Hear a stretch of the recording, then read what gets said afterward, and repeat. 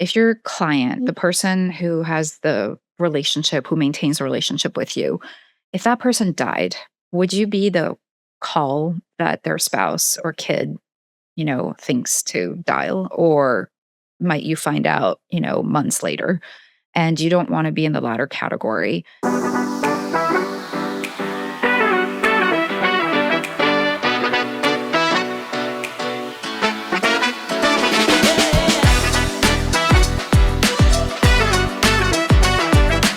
All right, what is up, and welcome back, everyone, to another episode of the Practical Planner Podcast. I'm your host, Thomas Kopelman. Here with me are both my co-hosts again, Ian Rhodes and Lisa Weigel. Thanks for joining me today, guys. Glad to be here. All right, we're still learning how to handle three of us here together, but that's okay. That is perfect. For anybody who has not done a podcast, let me tell you, when you have three people virtually, it is very hard because somebody's like half a second behind and you're trying to get the cues. But you know what? This is about as good of a group of three people educating you on estate planning you could find. So that doesn't matter anyways.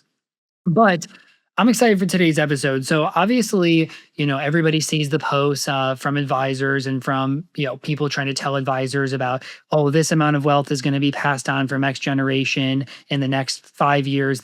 That 5 years has been happening for 20 years, but it's still the thing that everybody sees. And so there's all the quotes of like, how do you engage the next generation? How do you make sure the assets stay with you? And I think on the estate planning side, there's a lot of questions here for advisors of, one, how do you facilitate this? How do you help to stay working with the spouse or stay working with the kids? What roles can I take on? Am I able to be a trustee? Am I able to be the investment advisor? Does that open up compliance risks? And I'm really curious from your guys' side, like, what does an advisor do here? So, this is an episode I think that we wanted to do because we hear so many questions from investment advisors at wealth.com, because we're one of those folks who is, or are telling you, like, please engage the next generation and think of estate planning as within your wheelhouse and something you should be talking about to create stickiness with the assets beyond, your client's death. And so there's so many episodes that we've done, including with guest speakers where we talk about this. And I encourage you to go check them out. This particular episode is actually about, questions that we get about how to become an investment advisor. And here I'm going to say, capital I, capital A. So investment advisor baked into the trust agreement itself or as a trustee. And so, what are the pros and cons of that? Sort of, is that going to create the stickiness that you're looking for if your name or your RIA's name literally appears within the documents when that client dies and you're named either as like a successor trustee or successor investment advisor? And so we wanted to start here because so much of what we've done in the past is, on those sort of softer skills, I would say, how do you engage the next generation? But in this particular case, it's like, what are the legal ramifications? Why would you want to or not want to become part of the document? And so first and foremost, what you should know is that a trustee is actually a position under the state laws. And that trust agreement is going to have governing law. That governing law could be Illinois, where Lisa practices, California, where I am. It could be a corporate trustee, right, who has installed themselves in one of these favorable trustee jurisdictions that we've talked about in the past, like in Nevada or something like that. But what's interesting is investment advisor, capitalized, is not just this delegation role or where you've been engaged or have, an account like level contract with this family or with the assets, but you actually have been elevated into a fiduciary position under the state's laws. So the same laws that created the trustee position in the sort of modern trust code have started becoming a little bit more sophisticated and taken your traditional trustee position and broken it up into pieces where it's still a fiduciary position. And we'll talk about what that means. But the trustee role has become kind of handed off into pieces to two or more parties. The two traditional ones are going to be administrative trustees. So you've heard of that before too in previous episodes. And we've had guests talk about administrative or directed trustees. It's been handed off in terms of the investment decisions to the investment advisor. So this is that capital, IA role, and perhaps even more people, other special trustees, distribution trustees, et cetera, or they might be called distribution advisors, right? And so it becomes basically a three-headed hydra. So you had one hydra, you cut off its head, three pop out, but everybody is still a hydra. It's still a fiduciary position. And what that means is, your RIA or your, company or you yourself as the investment advisor need to be able, from a compliance perspective, to be a trustee. If you can't be a trustee, you can't be an investment advisor capitalized, generally speaking. And so it's nice to be named or have your RIA named in the documents, but can you actually serve as a fiduciary? Do you have the malpractice insurance? Do you have all of those things in place where fiduciary capitalized under the law means you have certain duties to beneficiaries? You have to follow prudent investment rules unless the trust, does away with that. You can't self-deal unless the document allows you to. And self-dealing includes, purchasing financial products from your own RIA. So like you wear your hat as a trustee or a fiduciary and you recommend financial products from your own, RIA to the client or to the trustee. That becomes a conflict of interest. So actually, when you push people like, do you actually want this position in the documents? People realize like, oh, I'm not even set up to do it. Or because of the conflicts of interest, because the trust, didn't override those, I am actually going to be manacled, like shackled, to not even being able to do what I normally do for this family. So that's one of the things that we wanted to make sure people understood about kind of that investment advisor role within the trust. Did you see this often? Because I don't. And it's funny, like if you Google, like, because clients have asked, like clients be like, can you be the trustee? If you Google it, the first thing is a Michael Kitces article about why you should not do this and why most RIAs should never do it. Because it is a conflict of interest, right? Like if you have some trust you have to oversee, like you have to be a fiduciary of the trust, whether that's what's actually best for that individual person. And right, what if the best thing for that person is actually distribute it all, go do it, but like that technically doesn't follow by what the rules should be. I think it becomes this really tough gray area. Yeah, no, exactly. I always love when this podcast agrees with Michael Kitces, of course. We have a lot of Kitces fans in this in the audience. But no, it's right. And actually a lot of the fiduciary, like earliest fiduciary laws or case laws were about trustees who had done nothing wrong. So, the trust has certain types of assets, I don't know, farmland or something. Trustee goes out there looking for a buyer, arm's length deal, couldn't find anybody better than themselves. So they actually were the top bidder or whatever on purchasing the asset from the trust. And that alone was a breach of their responsibilities. And so whenever your RIA may have a financial interest in your dealings with a trust as trustee, that already might trigger some, breaches of your responsibilities. So that can be really tough. Now, investment advisor can be a very fulfilling role for sure if you create that stickiness with the family in the first place, right? So, a lot of the investment advisors who do get named in trust agreements, do this as a matter of like their normal business. They may actually have an affiliated trust company so that they can even do, the trustee side of the full trustee side of the house. But that can be a very good thing, but it doesn't replace, like being named in a document does not replace establishing a good relationship with the people who come behind your client. And what I mean by that is usually trust agreements have a way to remove any of these fiduciary positions. So just being written in does not guarantee that people will keep you in, right? Somebody usually has a role that allows them to remove any trustee or any fiduciary, including the investment advisor, and replace them with people that they like. So you're still subject to potentially that turnover. So nothing really replaces all those other softer ways of establishing a relationship with the family. It's kind of interesting here because I think like we can see for sure, right? When there's multiple beneficiaries of a trust, there I almost don't think there's a way to make this work, right? Because if you're ex-client, you work with ex-client, but then now there's a family trust or not a family trust, but you know what I mean? A trust that has a couple beneficiaries, that just becomes a conflicting interest. If they're the only one, maybe there's a little bit more room here. But if I'm the advisor and I can't serve in this capacity, how do I help in this situation? Like where am I able to best help? Like how do I get connected with some of the other family members or kids? Like how do I not overreach or not especially mess up on this fiduciary side of things? Yeah, what I would say is the most successful sort of sticky relationships that I've seen is for the financial advisor to understand in the coming generation. First of all, do not forget the spouse, right? Like you have easy access to that spouse, or you should, because when you signed on the client, you should have had established at least like a baseline of being able to speak and communicate to the spouse.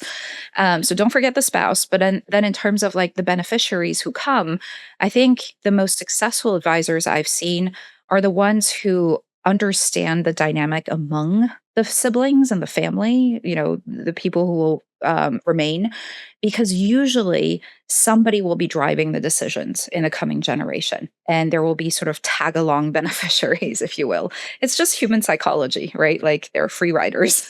And so if you can establish, like understand the dynamic, see who shows up to a call for a family meeting, who asks really good questions, who really wants to engage with you.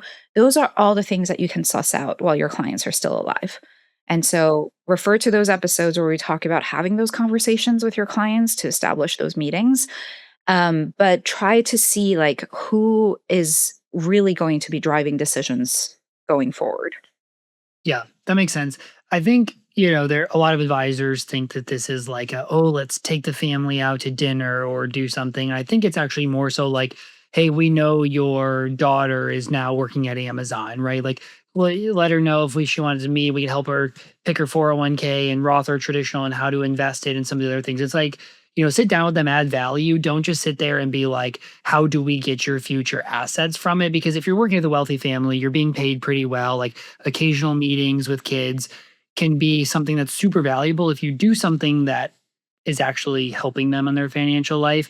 I think people can really, it's not going to pass the smell test if you're like really pushing like, hey, in the future, when you get this $20 million, like here's how we're going to plan for it. Or, there's all these salesy ways to do it.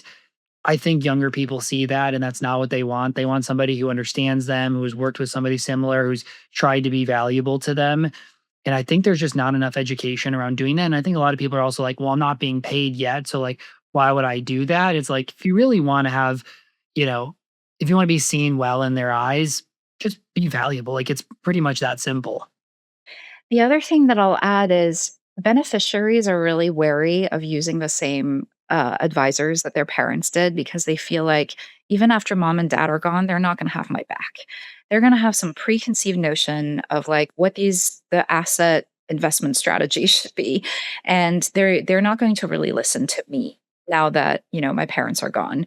And so there is a way to straddle that conversation to say, hey, like, I work for mom and dad right now. We are working on this for your sake because of XYZ reason. These are, their objectives. But at the end of the day, like, I just want what's best for the family and what it means for you to like achieve the objectives that you have. And so to start that conversation to get a sense of where they are, I think is great because then you get to understand also, and this is a little bit perhaps self serving, but you understand why building some flexibility into trust and other structures like that becomes so important. So, a good estate planner will kind of fight their clients or push their clients to not put really, really strict distribution rules, for example, into their trusts, to require, X amount and only X% to come out of the trust every year. Or these are the only types of, distributions that are worthwhile to make because life changes. I mean, I cannot tell you the number of trusts that have education funds in them for my clients that were calculated based on like the Harvard, tuition multiplied by, blah, blah, blah, adjusted for inflation. And that's what, the education fund will have. Who's to say that in 20 years, a college degree will even be worthwhile, right? The most worthwhile way to show that you're financially ready and responsible, or that you can contribute to society. I think of all these, high schoolers who have joined me on the streets of San Francisco to become AI startup founders, right? And they've never gone to college. So we as estate planners often think about how to guide our clients through decisions like that. And I think by talking to their beneficiaries right away, you can kind of also assess like how much they'll trust you to work with them through the trust. Yeah, I'll add to that just to say, I think sometimes this is similar to the sort of spouse perspective, but also like the kids' perspective. Sometimes it's a really tricky situation as the advisor or as the attorney where you're like, hey, we should really be communicating with this next generation in particular, because sometimes the parents, like the client level, will be really cagey of like, oh, I really don't want them to know, how much money we have here or anything like that. And I think, couching it in terms of like, we don't need to get into specifics. We don't need to, share your details. Obviously that's private. But if you want to set these next generations up for success, they should also have some financial savvy that they might not get in some other way. So let's open up a dialogue. Let's, to your point, Thomas, like be helpful on other ways. Let's talk about their investment options, through their 401k, things that are just, soft touches like that to get in the door with them and help them have some educational understanding. When I worked at the trust company, that was such a big thing that we pushed, especially. It was like, we want these spin generations to not be completely blindsided by the funds that they become beneficiaries of after the parents died and have no clue how money works, no clue how investments work. You got to start small and try to build that up. And that also helps, build that trust and their willingness to come to you then with questions when that time arises. Yeah. Yeah. Good point. So then if I'm the advisor and I think, okay, let's maybe mark off trustee, let's maybe mark off investment advisor. Where, how do I help my client in this situation? Do I help them then go find the corporate trustee? How do we think about the investment advisor? Do we maybe find somebody, a separate investment advisor who just does that, but we coordinate together? Do we say like, I don't even, I don't want to help pick that because then I'm like, what happens there? How do you think about that? So here's what I would say. You can still be an investment advisor to the assets in the trust, but this is lowercase I and A, by establishing a relationship with the trustee that gets picked as well, because they're the ones who are going to sign any letters, contracts, etc., to continue engaging you for the family. And so that is a power of the trustee. They can hire CPAs, they can hire, housekeepers, they can hire just like any person, right? To be able to help beneficiaries and manage assets. So you can continue to manage those assets. So if you can't be the investment advisor capitalized, I would not go out of your way to go try to find one to replace what hopefully, you want to do that job. Instead, your client you should think of as not just the beneficiaries, but the trustee if they're different from the beneficiaries. Remember, beneficiaries can be the trustees. There are certain like tax rules about that, but generally speaking, most beneficiaries do end up being trustees for family type trusts. But you can also then go out and find a corporate trustee, et cetera. Corporate trustees, be very careful, right? Because again, they also probably want to manage assets. So this is where there's a whole industry of trustees who say, hey, I don't want to actually manage the assets with you. I just want to, guide the plan so I understand like budget concerns, et cetera, how the beneficiaries want, the assets to be managed. But I very much want to cooperate with you. I want you to stay on the accounts, et cetera. So this is about you broadening your network as an investment advisor to have one of these corporate trustees. But again, remember, not every family will end up with a corporate trustee. In fact, I would say few would in the grand scheme of things. Yeah. So it's still about a person-to-person relationship. So who are going to be the trustees? Is it the same as the beneficiary, et cetera? Perfect. Anything else that we need to think about as advisors to help kind of manage this relationship? And I honestly, I'm the person that kind of like hates this, like, how do we keep all the assets here? Like, I think like if you're a really good advisor in general, you're doing really good work, you're being extremely valuable. Like most times, like with me, like my clients are trying to get me to work with their parents, or the parents are trying to get us to work with the kids, right? Like I think I hate the idea of like what schemes or things do we do to bring them in. It's more so like just try to be a really good person that cares about the client and do good work for them. And if that happens, most times it's going to come back to you. Yeah, I think my one practical sort of like rule is if your client, the person who has the relationship, who maintains the relationship with you, if that person died, would you be the call that their spouse or kid, thinks to dial? Or might you find out, months later? And you don't want to be in the latter category. And it will come to you naturally what you do, hopefully, to try to be in the first category rather than the latter. And I think you know that by, do they reach out to you in life events? Like, are you one of the first people to reach out to when they are pregnant, or when they start a business, or when they get a new job, right? Like, if you find out retroactively about things in your client's life months later, you're probably going to get replaced down the line, because if the main person isn't thinking about you in these, the secondary people in the family are definitely not. So I think what you said is a really telling way to think about it. Yeah. But okay, perfect. I feel like that's everything that we needed to hit on today. Everybody, appreciate you listening. Don't forget to rate and subscribe to the podcast, and we'll see you back for another episode here in a couple weeks.